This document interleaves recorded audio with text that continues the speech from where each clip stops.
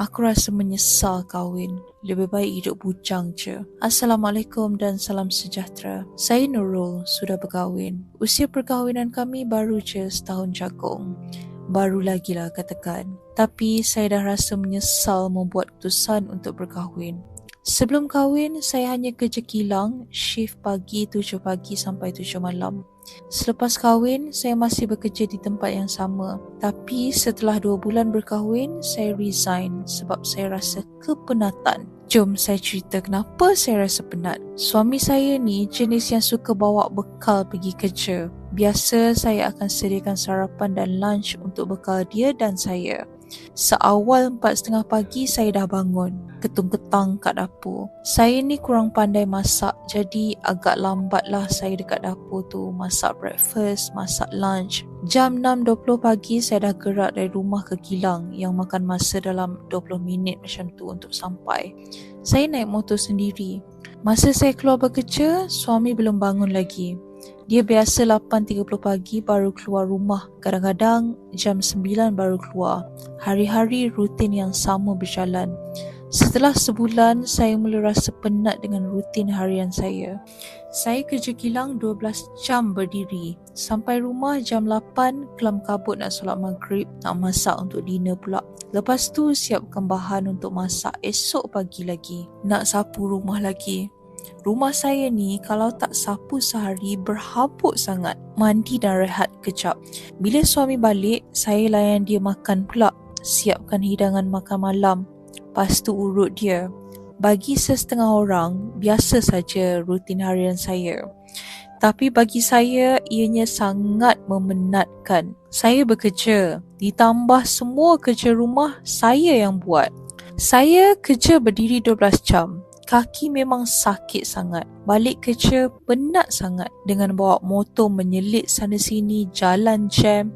Tapi balik kerja kena sambung buat kerja lagi dekat rumah. Kadang rasa macam malas nak masak bekal. Nak masak untuk dinner saja. Mulut suami memang cakap tak paksa saya masak, tak paksa saya kemas rumah perfect sangat. Tapi bila saya tak masak, dia buat muka. Bila ada kain yang tergantung dekat empayan, dia tanya bila saya nak angkat. Tapi dia langsung tak membantu. Mulut je bising. Saya mengadu dekat suami. Saya penat. Suami suruh saya resign. Dia cakap nak kerja boleh. Jangan abaikan tanggungjawab saya sebagai seorang isteri. Maksudnya, rumah kena perfect, kemas, masak hari-hari, sediakan dia breakfast, lunch dan dinner. Dia kata tu pilihan saya nak kerja sebab dia boleh je tanggung saya. Tak dinafikan, gaji dia lagi tinggi. Jadi saya dalam dilema. Kalau tak kerja, saya tak ada duit. Tak boleh makan sedap-sedap dah. Tak boleh nak beli barang yang saya teringin. Suami tiap bulan hanya beli ikan sardin, ikan kembung, telur. Itu je lah lauknya tiap bulan. Nafkah untuk saya dia bagi RM100 je. Kalau tak kerja, memang saya pokai lah. Bukan tak bersyukur, tapi gaji suami saya tu mampu jugalah nak belikan lauk-lauk lain. Tapi dia yang berkira sangat. Kadang-kadang saya terasa bosan asyik makan ikan dan nasi saja hari-hari. Teringin juga nak masak benda lain, tapi itulah mampu tengok resepi je lah sebab bahan tak cukup. Sekarang saya dah 8 bulan jadi suri rumah sepenuh masa. Kurang penat, tapi saya terpaksa menahan keinginan saya. Saya ni kuat makan, suka makan, tapi terpaksa tahan diri sebab tak suka nak meminta-minta dekat suami. Dah terbiasa untuk usaha sendiri. Saya menabung duit nafkah RM100 sebulan tu, baru saya boleh makan sedap-sedap, beli barang-barang yang saya teringin, barang dapur dan rumah terutamanya. Sekarang ni musim durian, saya hanya mampu tengok je lah orang makan. Saya teringin, tapi saya pokai dah. Minta dekat suami, dia kata mahal, lepas tu dia tak suka makan durian. Bila saya duduk sorang-sorang, saya akan terfikir yang buruk-buruk tentang suami. Saya mula rasa dia tak sayang saya. Yelah, suami pun jarang-jarang je manja-manja dengan saya. Keinginan saya pun dia tak pernah tunaikan. Saya tak minta dia belikan saya beg jenama mahal-mahal, baju mahal-mahal.